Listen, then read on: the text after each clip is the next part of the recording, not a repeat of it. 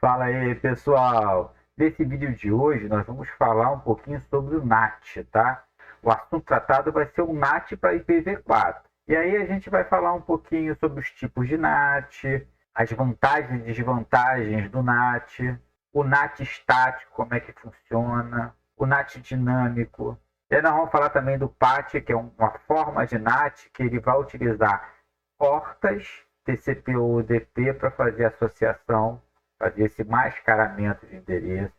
A gente fala rapidamente sobre o NAT64, que é em cima do IPv6, a gente vai entender um pouquinho melhor essa relação do NAT64 com o IPv6. E aí depois vocês sabem que sempre tem aquele modo do quiz, essas coisas todas. Então, pessoal, sem mais delongas, vamos para o nosso vídeo.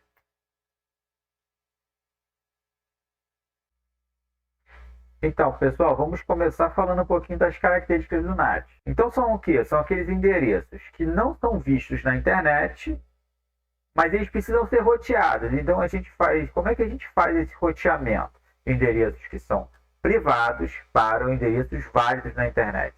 Através do nosso NAT, que é o Network Address Translator, tá, pessoal? Então, como é que funciona aqui? Tem um exemplo aqui da tradução de endereços de IPv4 privados para endereços públicos e vice-versa. Tá? Então, vamos lá. Então, eu tenho aqui a minha rede privada, tá? Então, a subrede eu tenho o meu roteador de acesso à internet. Então, o roteamento utilizando o meu roteador de acesso à internet, que é o chamado roteador de borda, ele está aqui. Então, eu tenho minha rede local, também conhecida como rede stub. Ela não é uma rede vista de fora. Quando eu falo de fora, tá, pessoal? A rede não é vista aqui na internet. Então vamos dizer o seguinte: qualquer dispositivo aqui, esse 192.168.10.10, quer acessar esse IP público aqui do servidor web. Ele vai enviar a informação, ela vai passar pelo switch, vai passar pelo primeiro roteador aqui, ele vai ser jogado para o segundo roteador, e aqui acontece a transformação, quer dizer, o mascaramento da minha rede, de endereço da minha rede interna, para o endereço público desse roteador que fica nesta interface de rede aqui. Aí, a partir daqui, ele guarda a informação na chamada tabela de persistência, onde, quando obtiver a resposta lá do destino, que é o meu servidor web aqui, o que ele vai fazer? A requisição. Ele vem por aqui, bate aqui, ele é mascarado. O que passa a acontecer? O endereço do 192.168.10.10 aqui, ele é jogado numa tabela de persistência e para fora da internet, esse pacote continua trafegando, passando pelo provedor de internet, chegando até o destino. Quando bate aqui, qual é o endereço que esse servidor acha que está acessando ele? Qual é a origem daquela informação? É o endereço externo desse camarada aqui. Então, nesse caso, pessoal, quando ele respondesse, esse servidor respondesse 209.165.201, ele vai responder para o endereço válido que está aqui no meu roteador de borda que está fazendo NAT. E aí, quando a resposta chegar nele, ele vai, através dessa tabela de persistência criada aqui, ele já vai saber para qual equipamento, qual dispositivo interno ele vai devolver a informação. Beleza? Então, o papel dele é esse. Todos os endereços dentro dessa rede aqui, eles não são vistos para fora da internet. O que acontece? Para resolver esse problema, para a gente poder ter de forma legítima esses endereços funcionando e acessando a internet, é feito o Network Address Translator, geralmente no meu roteador de borda. Beleza? Com isso, ele vai conseguir acessar um equipamento externo, e esse equipamento externo vai ter condição de devolver a resposta à requisição para aquele roteador de borda que está mascarando o endereço da minha rede interna. Tá legal? Então, o NAT é isso. Vamos seguir? Aqui, gente, é basicamente um recorte daquela infraestrutura que a gente viu aqui, né? É um recorte dela. que foi retirado? Retirou aqui o switch só para a gente ter uma visão mais enxuta, beleza? Então, entendam aqui o seguinte, ó. O IP interno é esse aqui, o 92.168.10.10, tá? Aqui. Aí você tem o IP interno global. Quer dizer, esse cara aqui é exatamente o endereço que está no meu roteador de borda. É o que está fazendo o NAT. Então, o endereço de entrada global aqui é o endereço válido na internet que está nessa interface aqui. E qual é o endereço de saída local, né? O outside local? É o endereço de destino. Beleza? E o outside global, nesse nosso exemplo aqui, também é o nosso endereço de destino, que é o endereço do nosso web server aqui para ser acessado. Então, o PC1 deseja se comunicar com o servidor web externo com o endereço público 209.165.201.1, que é esse cara aqui. Tá? Nesse caso, o que vai acontecer? Ele tem um endereço local, que é esse cara aqui, tem um endereço externo, né? Visto de fora da rede local, quer dizer, o endereço válido na internet, que está nesse ponto aqui, nessa interface, e tem o endereço de destino, que é o do meu servidor web, onde essa máquina está querendo acessar. Vamos seguir. Então aí, aqui é só para a gente entender que o NAT ele inclui 4 tipos de endereço. O endereço local interno, o global interno, o local externo e o global externo. E aí, dentro dessa terminologia, nós temos as representações. O endereço interno, que é o endereço do dispositivo, né, que está sendo convertido pelo NAT. Então, é aquele exemplo. Qual é esse cara? Esse camarada aqui que está querendo acessar esse servidor aqui. Então, qual é o endereço interno? É o endereço do dispositivo. Esse nosso exemplo é esse endereço aqui. Nós temos o endereço externo, que é o endereço do dispositivo de destino, que é o endereço nosso quê? Nosso servidor web, nesse caso, ó. Esse cara aqui. Bom, aí nós temos o quê? O endereço local, que é o endereço que está dentro da minha rede interna, e o endereço global, que é o quê? Que é o nosso endereço de saída para a internet, é o nosso endereço válido. Simplificando, é o endereço o quê? Da minha saída de internet, meu IP válido que está aqui no meu roteador de borda. Beleza? Vamos seguir. Então, reforçando, gente, aqui, ó, o que nós temos? Ó, o endereço da fonte como visto de dentro da rede, tá? Então, esse é o endereço local interno, que neste nosso exemplo aqui é o endereço 10.168.10.10, está aqui, tá? Que é esse camarada aqui. Nós temos o endereço global interno, que é o visto da rede externa, quer dizer, o nosso IP válido lá no nosso roteador de borda, tá aqui, ó, é esse cara aqui que eu falei para vocês. Nós temos o global externo, que é o visto, né, é o endereço de destino da rede externa, tá? Então, o endereço do servidor web, tá aqui, beleza? E o endereço local externo, quer dizer, é um visto da rede interna de destino, né? O que acontece, pessoal? Uma coisa que tem que ficar claro. Aqui você pode ter o endereço externo no servidor web? Pode, mas na grande maioria das vezes esse endereço aqui externo ele está fazendo o mesmo papel que o nosso camarada aqui, o nosso roteador de borda. Então, às vezes, a grande maioria das vezes, esse endereço aqui, ó, 209.165.201, na rede interna do destino, ele é um endereço não válido na internet. Tá legal? Mas para nós aqui nesse momento, a gente está enxergando o endereço de dentro da rede dele como esse aqui. Mas ele normalmente não é assim, tá legal? Agora vamos para o item 6.2, que é o que? Os tipos de NAT que nós temos. Então vamos lá, pessoal. Aqui vamos falar de NAT estático. Imagine o seguinte, tá? Imagine o seguinte, eu tenho um servidor web aqui. Esse é o nosso servidor web.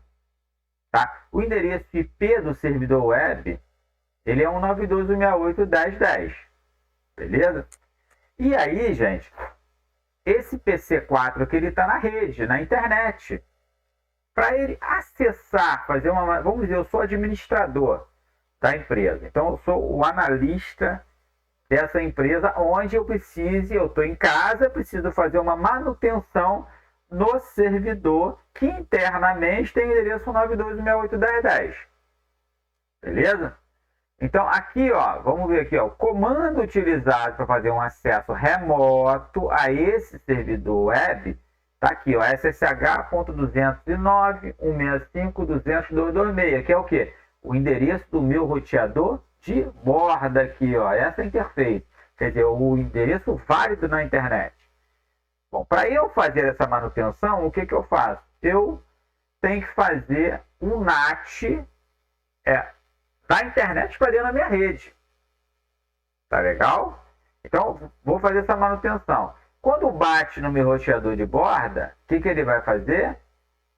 Ele já sabe que o endereço 209.165.200.221, quando há uma requisição a ele já vai fazer um encaminhamento para quem? Para o meu endereço interno, 192.168.10.10. Tá? Então, é bem útil para isso. Então, estou fora da minha internet, estou fora da minha rede interna, eu não tenho VPN, né? O que eu vou fazer? Eu faço esse acesso. Lógico que há outras formas de se trabalhar seguras com relação a isso. Não é muito bom você pode trabalhar, normalmente a gente trabalha quando está numa rede externa com VPN, mas não é o caso neste momento. Só para a gente entender a lógica do NAT estático. Eu faço direcionamento sempre que chegar naquela interface do meu roteador de borda, que tem um endereço válido, e esse endereço válido vai fazer o encaminhamento para o endereço interno da minha rede, tá bom? E aí eu faço a manutenção do meu roteador. Tá? E aí vamos dizer, eu quero acessar esse PC aqui, que é o meu PC quando eu estou dentro da empresa. Eu posso fazer um direcionamento, desde que eu tenha um endereço lá vinculado a ele. Mano, mas eu tenho meu range de endereços externos são pequenos, não esquenta a cabeça. Aí a gente trabalha com PAT, a gente vai ver mais para frente que ele vai fazer uma associação àquele determinado tipo de conexão que eu quero fazer. Tá bom? Então vamos lá. NAT dinâmico, aí eu tenho um pool de endereços. Normalmente eu estou na minha rede interna e quero acessar a internet. Então esse pool de endereços ele vai mascarar a minha rede interna, tá bom? Então quando você tem solicitações de dispositivos internos que queiram acessar a rede externa, o NAT dinâmico ele vai designar o endereço público disponível dentro desse pool de endereços. Então, como é que vai funcionar? Esse camarada aqui quer acessar a internet, 92.168.10.12. Quando ele chega no roteador de borda, ele vai utilizar o IP externo 209.165.200.226 para fazer esse acesso externo.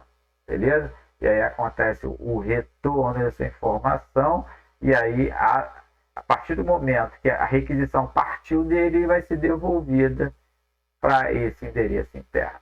É por isso que a gente consegue acessar a internet das nossas empresas, da nossa casa, utilizando o endereço não válido da internet. Por quê? Porque quando bate no meu roteador de borda, ele assume, ele faz um mascaramento para o endereço visto na internet válido que está aqui dentro. Beleza? Vamos seguir. PAT. Aí, ó, o PAT já normalmente é o mais utilizado quando você tem poucos endereços IPs externos funcionando. O que ele vai fazer? Ele vai utilizar a porta nesse cálculo, a porta que está sendo acessada. Então, aí, o que eu tenho? ele utiliza uma sobrecarga de NAT. A gente conhece, a gente chama a conversão do PAT, e também ele é conhecido como sobrecarga NAT. Como é que funciona isso, gente? Ele usa portas diferentes para determinadas conexões. Vamos lá. Esse camarada aqui, ó, 192.168.10.10, ele quer acessar o servidor 201.165.201, que é o servidor web. Aqui, esse cara aqui. Então, o que ele vai fazer? Ele vai utilizar o endereço externo, tá vendo? Ó? O 92.168.200.226, que está aqui nessa interface. E ele utiliza a porta de conexão, que é uma porta randômica, tá? E aí existem os ranges específicos, a gente vai ver um pouquinho mais para frente quais são esses ranges de utilização de porta. Tá?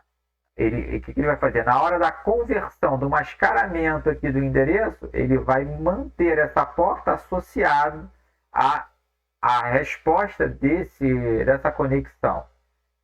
E aí, qual é o destino? O endereço externo na porta 80, no caso, que é um servidor web. No caso da máquina aqui da 192.168.10.11, ele já faz a conexão na porta randômica 1331. É uma porta aleatória lá dentro de um range específico. Quando ele bate no meu roteador, como eu só tenho o endereço válido na internet, é esse cara aqui, o 206.165.200.226, ele vai fazer a associação à porta que vai, quando no momento da resposta, fazer com que ele devolva a informação para o equipamento correto, para o dispositivo correto. E aí ele já faz o acesso a outro site de internet, que é esse cara aqui, dentro desse servidor 2 aqui, na porta 80.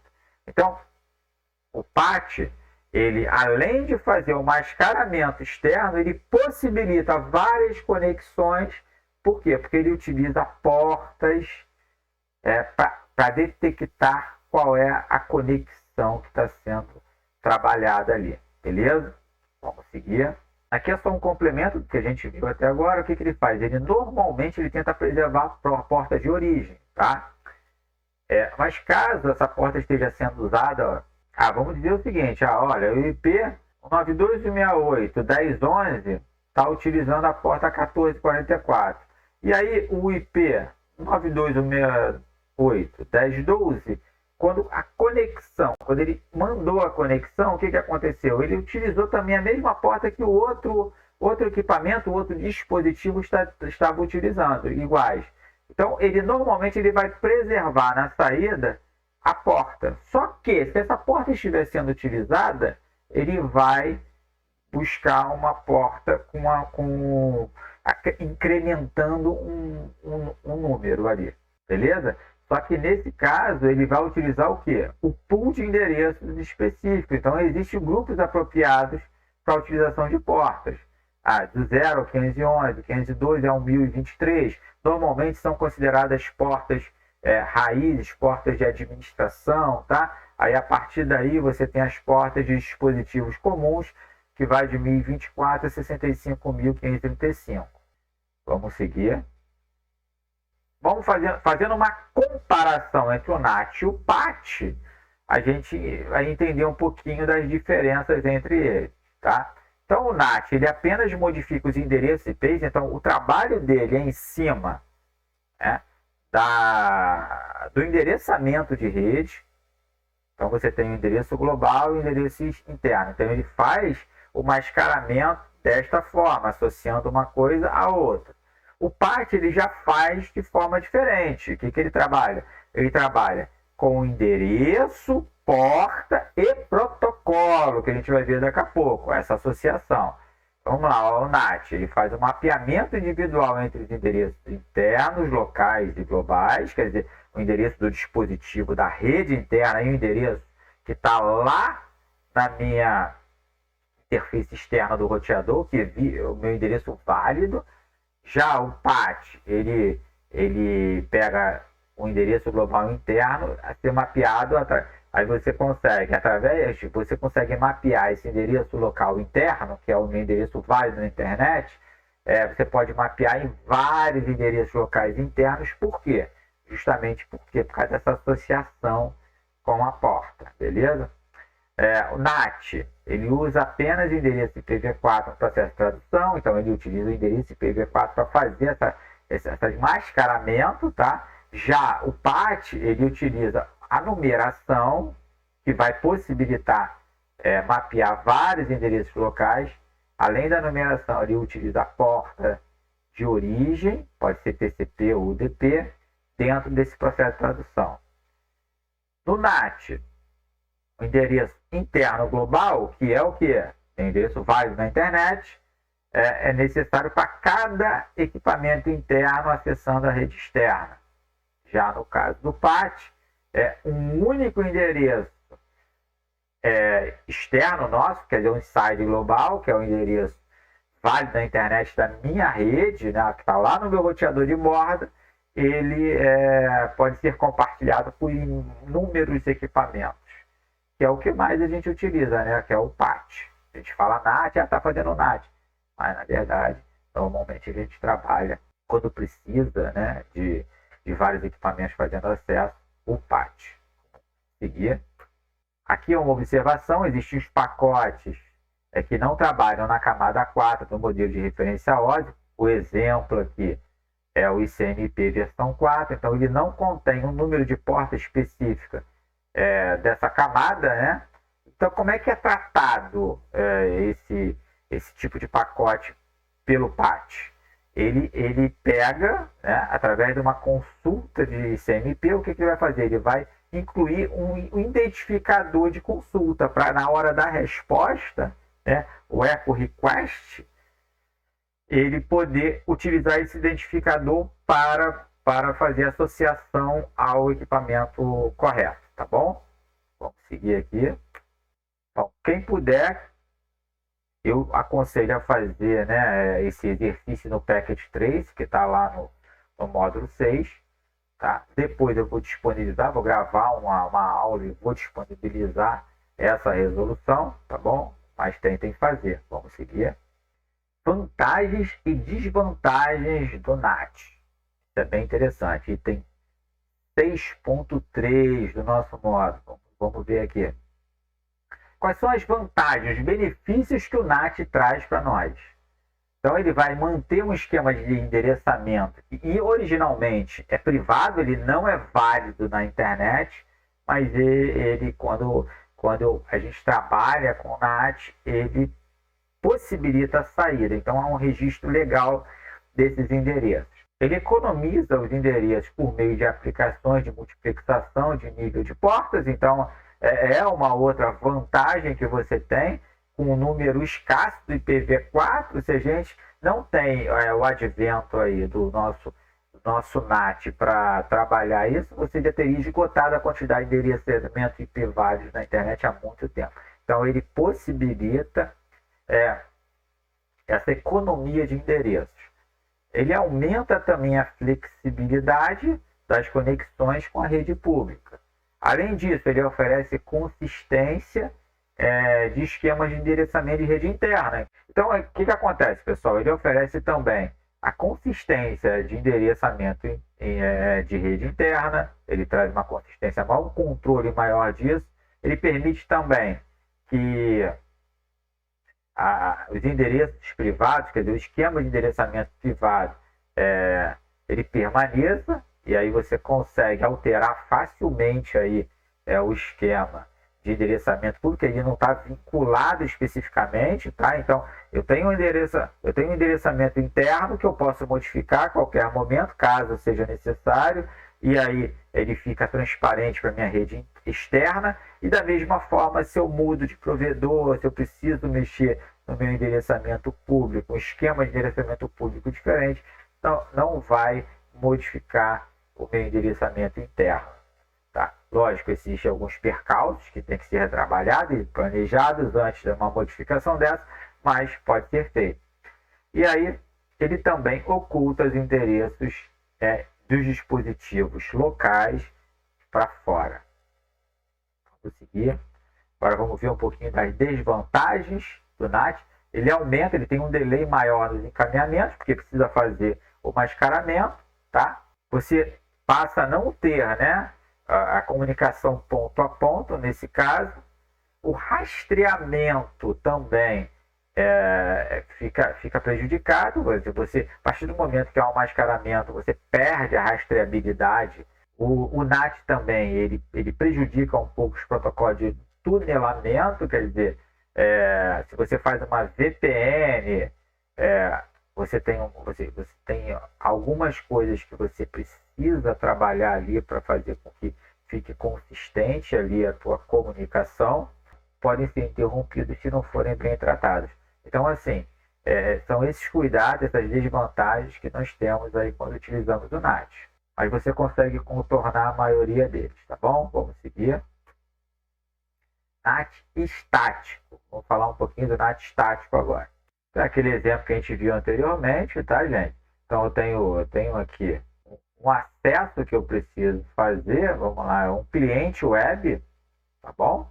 Então, dentro aqui do meu roteador de borda, eu tenho aqui o endereço válido, que é o chamado endereço interno global, que é o 209.165.201.5. Quando eu acesso esse endereço, quanto cliente, quando bate aqui, ele vai fazer o quê? Um redirecionamento para o meu servidor web, que internamente é 192.168.10.254, beleza? Ele vai fazer possibilita esse acesso do meu cliente externo. Então, eu tenho um servidor web dentro da minha infraestrutura interna e o meu cliente externo vai fazer esse acesso. Como é que ele faz esse acesso? Através de um NAT estático, beleza? Vamos seguir. Aí, como você configura o NAT estático? Aí tem 2 passos específicos para isso. Tem que criar um mapeamento, né, entre a rede local e os endereços globais, quer dizer, da minha rede local com o meu endereço válido na internet. E o segundo passo é o quê? Verificar as interfaces que participam dessa tradução e você precisa fazer a configuração correta, interna ou externamente, para o NAT funcionar. Tá? Aí você tem um comando bacana que é esse aqui, ó, ipnat inside e ipnat outside, para fazer esse tipo de configuração. No nosso exemplo aqui nós temos o que? Olha só, ipnat inside source, quer dizer, origem, né, estática, 92.168.10.254, e ele vai ser visto como 209.165.201.5. Vamos olhar aqui, ó, internamente, e o endereço dele visto de fora, tá aqui, ó. Então, quando vier uma requisição de fora para dentro, ele vai ver, vai chegando nesse endereço aqui, ele vai ser direcionado para esse cara aqui. Na interface serial 0/1/0, né, que tem o IP address, quer dizer, o meu endereço interno 192.168.1.2, com essa máscara de rede, ele vai fazer o quê? ipnat inside. Quando acontecer a chegada desse camarada aqui, ele vai jogar para esse camarada aqui as requisições. Na interface externa, que é o meu endereço IP interno, que é o meu endereço IP visto na internet, o que ele vai fazer? Ele vai fazer um ipnat outside. Então, o que vai acontecer? Ipnat outside é quando essa requisição bate aqui, nessa interface aqui, beleza? Nesse caso aqui, que ele já está na serial, né? 0/1/0, o que ele tem? 192.168.1.2, tá legal? Ele já vai fazer o mascaramento correto, jogando para a rede interna. Vamos seguir. Aqui ele dá o passo a passo do processo do NAT. Então, primeira coisa, o cliente envia um pacote para o servidor web. Cliente aqui, ele vai enviar o pacote para o servidor web. Tá legal? Qual é o endereço do servidor web? 209.165.201.5. Tá bom? Então, que é esse cara aqui, ó. Depois, R2 recebe esse pacote que vem desse cliente na entrada, né, na interface externa do roteador. Recebe o pacote aqui. O que vai acontecer? Ele verifica sua tabela de NAT.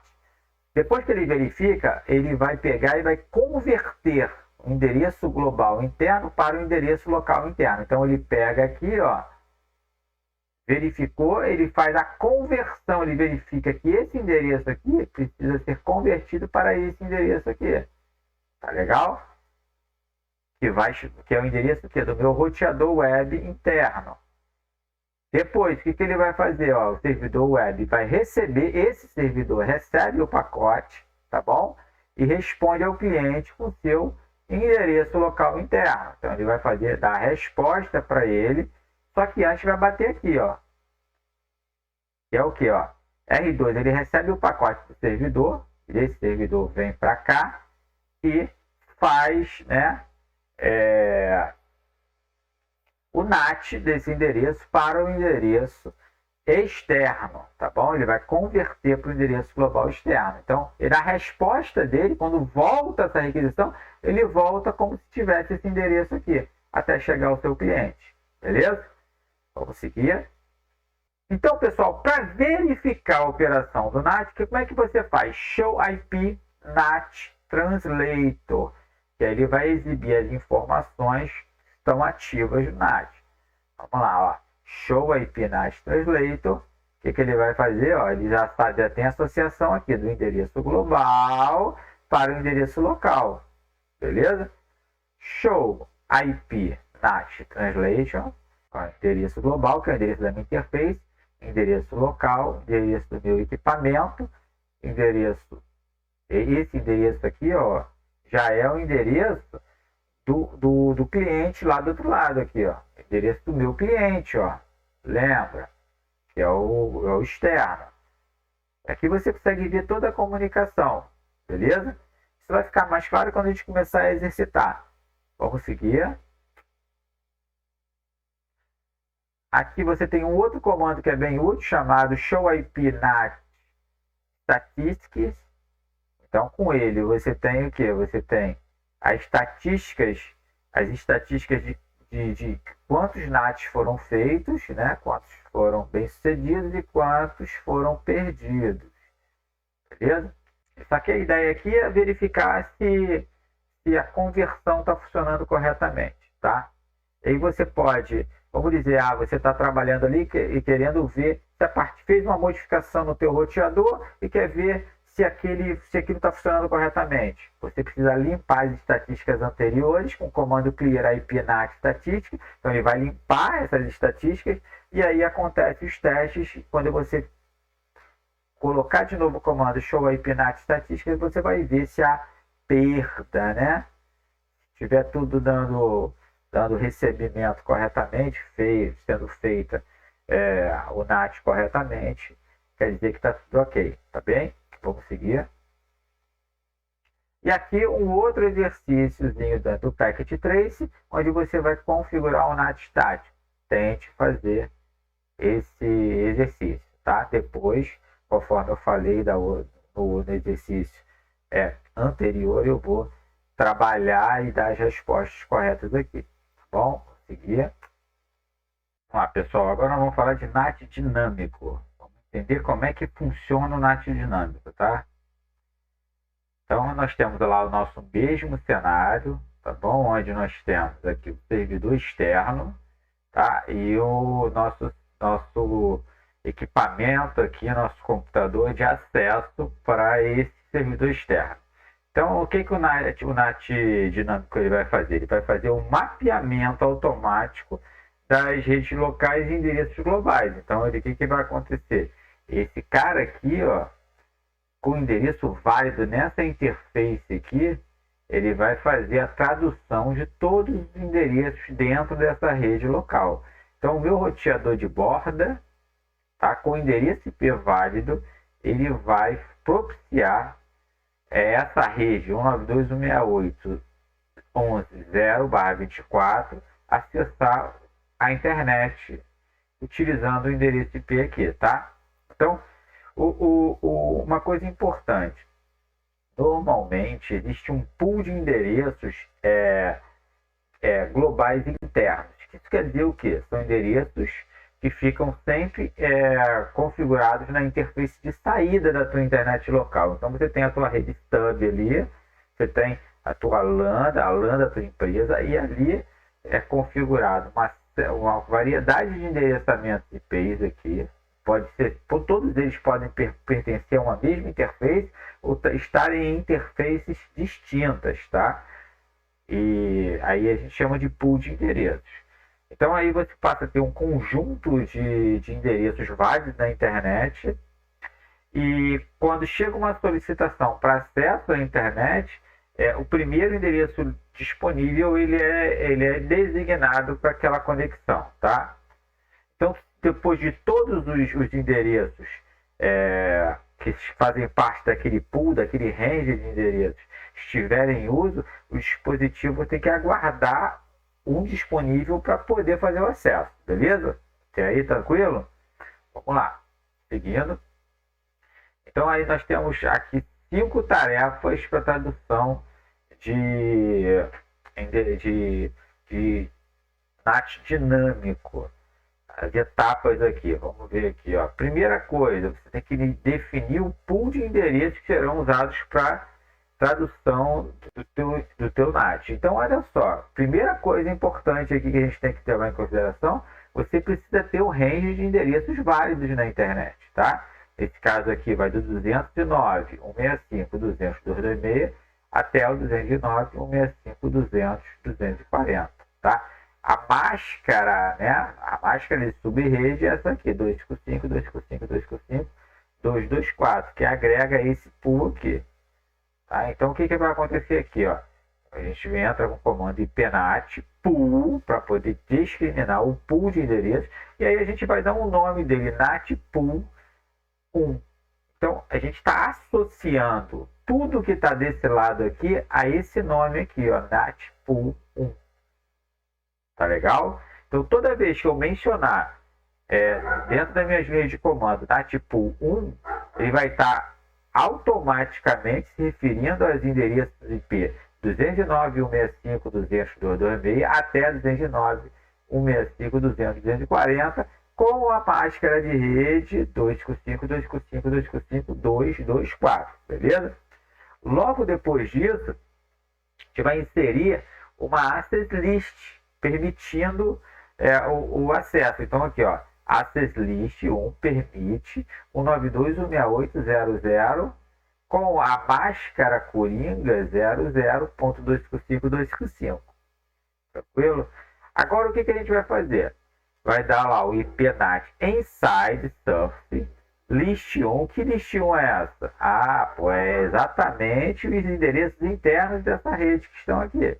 Então aqui, ó, list 1. Para qual? Para o pool de endereços NAT pool 1. Então o que vai acontecer? E essa rede aqui, toda vez que tentar acessar de fora para dentro, de dentro para fora, perdão, eles vão acessar. Para eles acessarem e mascarar esses endereços, eles vão utilizar os endereços que estão dentro desse pool aqui. Beleza? Então eu tenho a lista que libera o acesso da rede interna para fora. Então, dentro daquela lista que libera o acesso interno para fora, ele vai pegar e vai fazer o NAT, levando em consideração aquele pool de endereços que estão discriminados aqui no NAT pool 1. Beleza? Vamos seguir.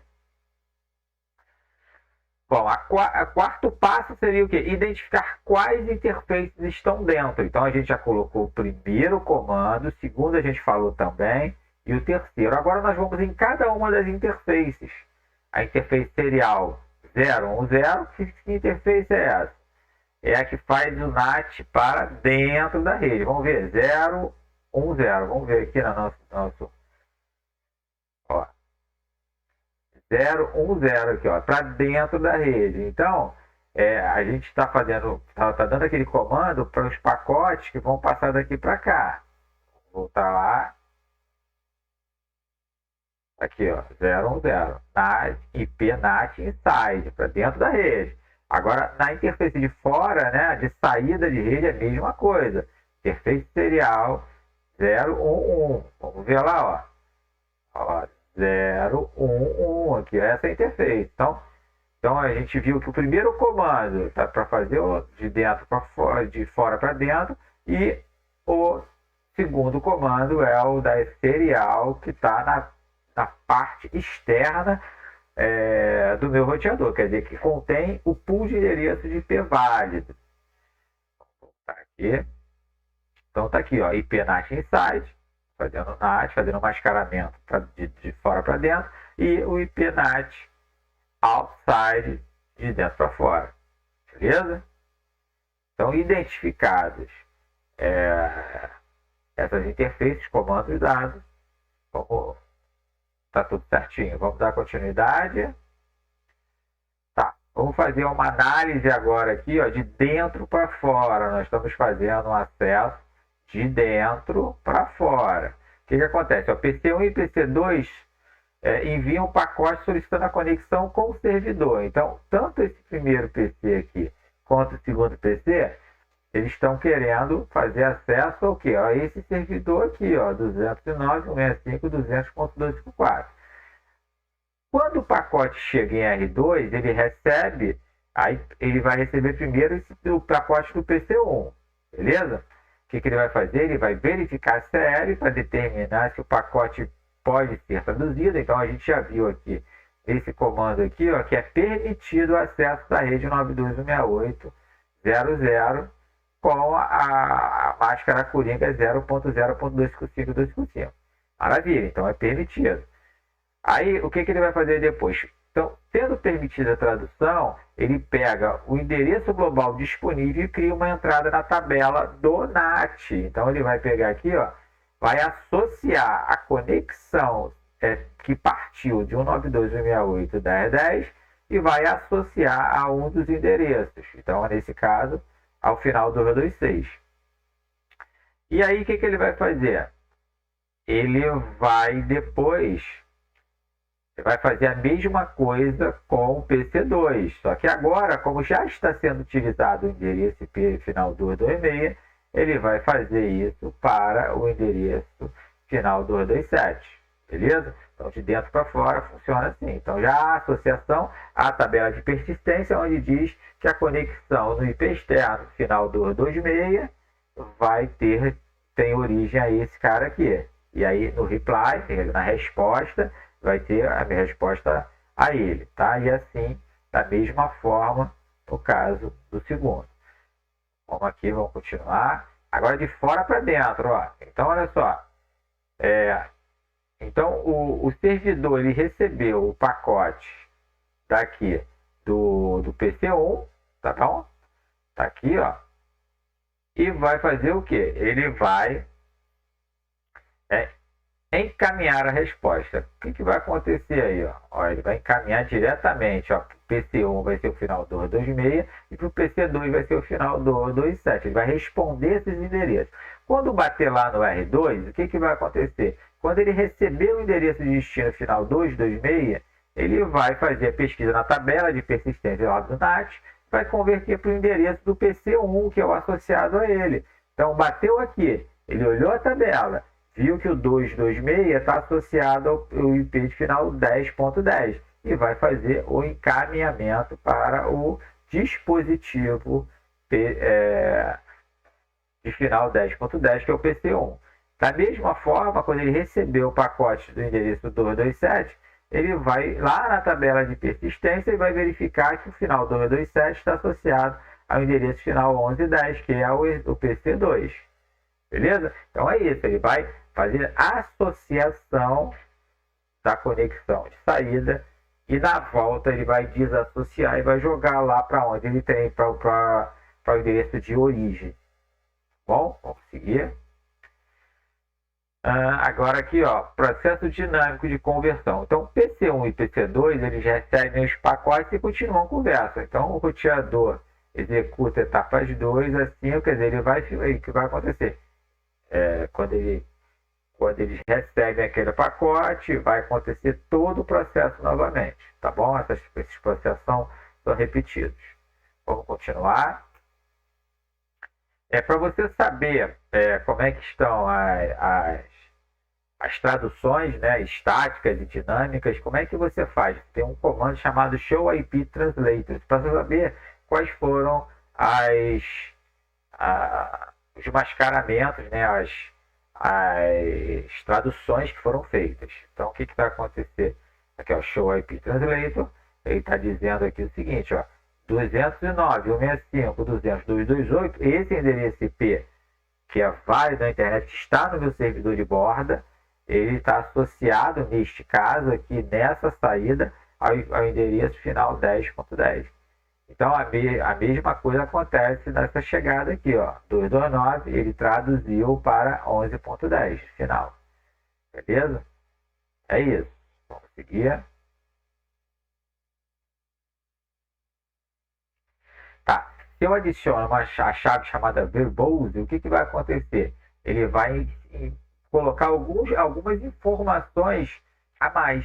Então, ele vai exibir algumas informações a mais. Vamos lá, o mesmo comando, ó, o que ele vai fazer aqui, ó? Endereço, ó, TCP, tá vendo, ó? Endereço IP válido, traduzido para o endereço local, tá? Então, ele vai dizendo essas coisas todas aqui.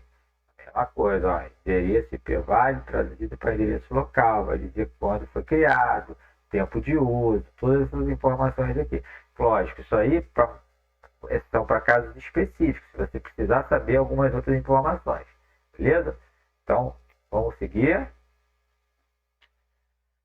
Bom, ainda continuando aqui, vendo os comandos de verificação do NAT, a gente tem aqui, ó, IPNAT Translator Timeout. Então, olha só, a tradução, ela tem um tempo limite de 24 horas, tá? A menos que você reconfigure, faça uma configuração para aumentar ou para diminuir esse tempo de timeout, tá legal? Aí vamos dizer, você tem lá uma quantidade grande de informações ali e você quer zerar isso antes daquele tempo de timeout. Então, toda aquela estatística ali é zerada com o comando clear IP NAT Translator. Então, como é que vai funcionar? Ó, clear IP NAT Translator asterisco, tá? E depois você dá um show IP NAT Translator para você verificar o quê? Para você verificar lá as entradas. Aqui você tem o comando, ó, clear IP NAT Translator asterisco, que ele vai fazer? Ele vai limpar todas as entradas de conversão até aquele momento. Depois o clear IP NAT Translator Inside Global IP, o que ele vai fazer? Ele vai limpar uma entrada simples de conversão dinâmica contendo uma conversão interna ou uma conversão externa. Aqui você limpa uma entrada ou saída específica. E aqui você tem o Clear NAT Translator. O que ele vai fazer aqui? Ele vai limpar uma entrada estendida de conversão. Que aí você vai poder inserir protocolo, IP, um montão de outras informações. Ah, mano, eu uso isso muito. Isso vai depender muito da sua infraestrutura. Tá legal? Então, assim, tem essa possibilidade, tem essa forma de detecção, de tentar averiguar se está tudo funcionando de forma correta, mas vai depender da particularidade da tua infraestrutura. Vamos seguir. Ó, nós temos também o Show IP Statistics, que ele vai trazer o quê? Vai trazer informações sobre o número total de conversões feitas através dos parâmetros que você colocou do NAT ali, tá bom? Então aqui, por exemplo, o Show IP NAT Estatística, ele vai trazer as informações estatísticas ali, as conversões, o que foi dinâmico, o que foi estático, o que foi estendido, entendeu? Qual foram os seriais envolvidos. Ele diz aqui que o pool é o NAT pool, aquele que a gente configurou anteriormente, com a submáscara de rede lá, que a gente já tinha configurado. Ele starta no endereço IP final 221 e finta, né, o último IP de tradução é 240, tá legal? Então aqui tem todas as informações referentes à estatística. Seguir. E aqui esse comando show running config é o que traz as configurações que estão naquele momento em memória. E aí, se você fizer o filtro através da palavra NAT, né? Então, você show running config, você tem todas as configurações que estão rodando naquele momento no teu roteador. Tudo mesmo, tabela de roteamento, configuração de interfaces, qual protocolo de roteamento está funcionando, se tem rota estática, se tem rota dinâmica, se tem segurança, se não tem segurança. tudo aquilo aparece quando você dá o comando showrun config. Mas aqui, o nosso objetivo é o quê? Fazer um filtro através da palavra include e depois a gente coloca nat. Então, include aqui é um filtro. Vou filtrar por quê? Pela palavra nat. Então, vem aqui as duas linhas referentes à palavra nat que apareceu na nossa pesquisa, que é o pool, né, que nós criamos, e o IPNAT Source List. Aí você, aqui essa list 1 aqui é aquela série que nós colocamos da rede interna, tá? Podendo ser traduzida pelo NetPool. Beleza? Vamos continuar. E aí, mais uma vez, uma tarefa do PECT Trace que vocês podem tentar fazer e mais para frente nós vamos tentar disponibilizar o resultado, tá bom? Vamos seguir. Então, pessoal, agora vamos falar do PAT. PAT não é nada mais, nada menos que o quê? Um NAT, só que utilizando para tradução portas, né, e protocolos. Então, vamos dizer, eu não preciso de uma quantidade, não preciso de um pool de endereços de saída, quer dizer, eu não preciso de um pool de endereços global interno, né? Que é aquele que a gente coloca na interface de saída do roteador, que é o IP válido para poder fazer a tradução dos endereços internos para o externo, beleza? A gente fala tradução, eu sempre usei muito a palavra mascaramento. Então, tenho a rede interna, minha rede lá com endereços privados, que não são válidos na internet. Quando eu vou e passo lá para o meu roteador de borda, ele vai pegar e vai fazer a tradução ou o mascaramento, as duas palavras. Nesse caso, a gente trata elas como sinônimos, tá? Para a rede externa. E vice-versa, né? De fora para dentro também. Então, o PAT, qual é a vantagem dele? A gente vai ver depois, né? Mas na minha concepção, qual é a grande vantagem dele? É que eu consigo fazer uma multiplexação daquele mesmo endereço. Quer dizer, vários endereços internos podem utilizar o mesmo endereço em portas diferentes. A gente vai ver isso um pouquinho melhor agora. Vamos seguir, tá? Então aqui, ó, configurar PAT usando um único endereço IPv4. Então, esse único endereço IPv4 é o endereço IPv4 de saída, quer dizer, o chamado inside source, o inside global, né? Como é que a gente faz isso? É a mesma coisa, só que nós vamos inserir a palavra overload. Utilizando a palavra overload, a gente vai entender, o NAT vai entender que a associação de mascaramento ela vai ser feita através de portas e de protocolos, como o DP, TCP, tá bom? Vamos lá, como é que ficaria isso? Ó, mesmo comando que nós demos anteriormente, só que acrescentamos aqui a palavra overload. Mesma coisa que nós fizemos. A única coisa que muda é a inclusão da palavra overload para nós trabalharmos com a configuração, o PAT, quer dizer, o NAT utilizando as portas e protocolos. Então aqui, um ESP pode alocar mais de um endereço IPv4 público para uma organização. Nesse cenário, a organização pode configurar o PAT para usar um pool de endereços IPv4 para tradução, que é o que comumente é feito. Eu tenho, por exemplo, alguns endereços válidos na internet, tá? E faço a configuração do PAT para ele trabalhar com esse pool de endereços, tá? Então eu consigo botar o PAT fazendo a configuração dele, utilizando o NAT dinâmico, utilizando o pool de endereços. Basta eu fazer a mesma coisa, eu adiciono a palavra overload, tá? No comando IPNAT inside source, tá? Então vamos lá. Eu tenho lá os comandos que eu já dei anteriormente, tá? E aqui nesse aqui, quando eu chego aqui, fazer efetivamente colocando o NAT para funcionar, eu boto IPNAT inside source ACL L1, que é essa criança aqui, e o pool de endereços de final 226.240 overload. Então, além de eu poder utilizar esse range de endereços que vai de até do final 226 até o 240, e também vai utilizar portas e protocolo, TCP e UDP, beleza? Então, e o resto é tudo igual. A única coisa que modificou foi a palavra overload aqui para nós podermos fazer a configuração do PAT, que é o que? É o NAT utilizando portas. Voltando lá, o que é o PAT? É o NAT utilizando portas e protocolos. A gente vai ver um pouquinho, vai ficar um pouquinho mais claro daqui a pouquinho. Tá? Então aqui, ó, vamos analisar aqui, ó. Nós temos aqui do servidor para o PC, tá? Vamos lá. PC1 e PC2 enviam pacotes para o servidor 1 e servidor 2. Então PC1 e PC2 estão na rede interna, tá legal? Aqui nós temos o roteador de borda, aqui nós temos servidor 1 e servidor 2, beleza? Segunda coisa, o PC1 acessa o primeiro R2. Então ele é o primeiro a chegar, a requisição do PC1 é a primeira a chegar lá no roteador. Tá?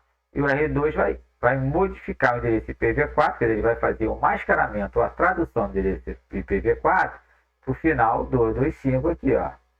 Vamos lá, então ele chegou aqui, na hora que ele chega nessa porta, tá vendo? Ó, a porta aqui, e endereço IP. Quando ele sai por essa interface, ele já tem a tradução endereço final 225 utilizando a mesma porta, repare, tá? O endereço de destino ele continua, e a porta de destino, endereço de destino, porta de destino continua iguais. A tradução é feita só na origem, né? E depois na tradução dessa origem aqui.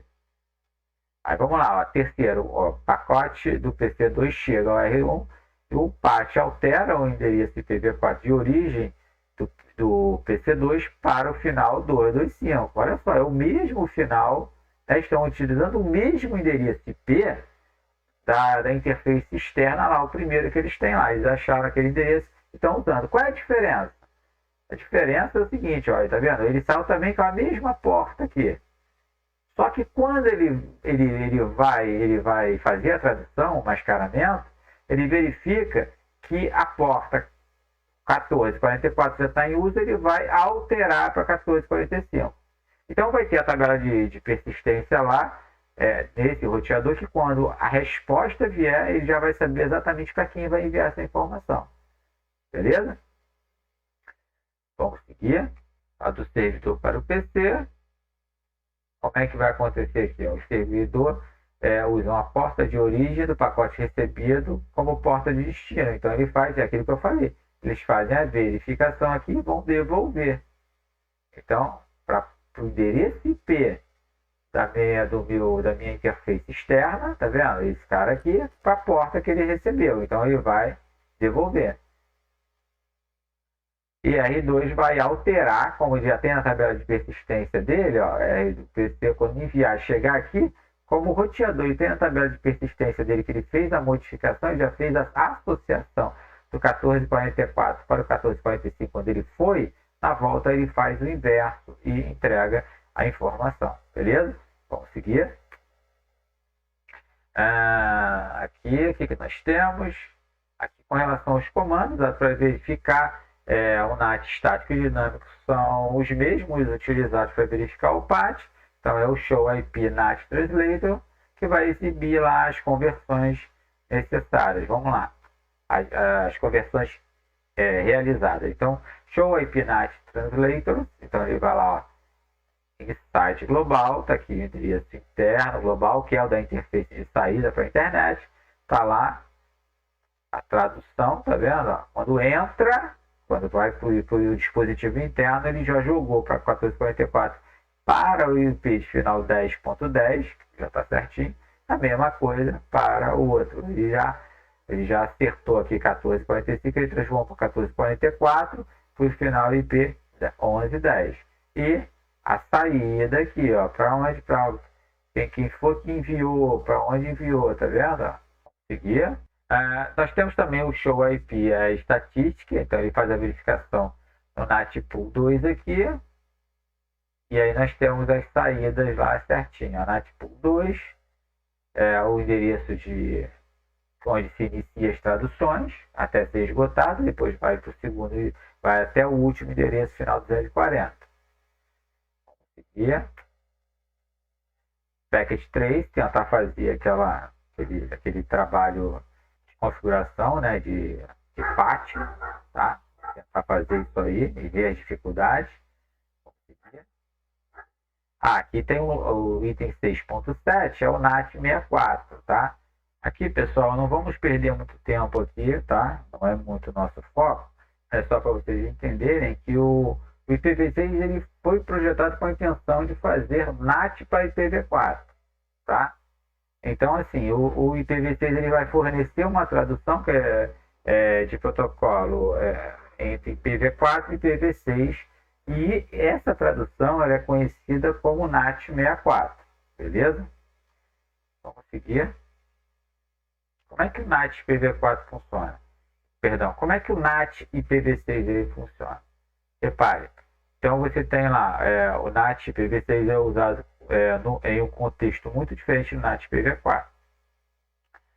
As variantes do NAT para IPv6 são usadas para providenciar acesso transparente entre redes IPv6 e IPv4. Na verdade, é quando você tem uma parte da tua rede IPv6 e uma parte IPv4, então o NAT64 ele trabalha efetivamente para prover aí compatibilidade entre uma rede IPv6 com uma rede IPv4, tá? E a ideia é você não utilizar, então, você não deve utilizar o NAT IPv6 como estratégia de longo prazo. Isso aí é só um mecanismo temporário para ajudar numa migração futura de IPv4 para IPv6. Beleza? Vamos seguir. Aí o módulo 6.8 é o módulo de quiz, prática e quiz. Eu gostaria que vocês fizessem. Dizem aí como é que vocês estão, né? Vão ter aquelas perguntas, respostas, para vocês poderem ver a parte referente ao aprendizado de vocês, como é que está isso. Então, pessoal, eu espero que vocês tenham entendido direitinho o que é o NAT, tá? O que é o PAT, né? O NAT IPv6, que é o NAT64, é utilizado só para conversão, enquanto você está fazendo uma migração de IPv4 para IPv6. Espero que vocês façam as tarefas direitinho, estudem bastante e até o nosso próximo vídeo.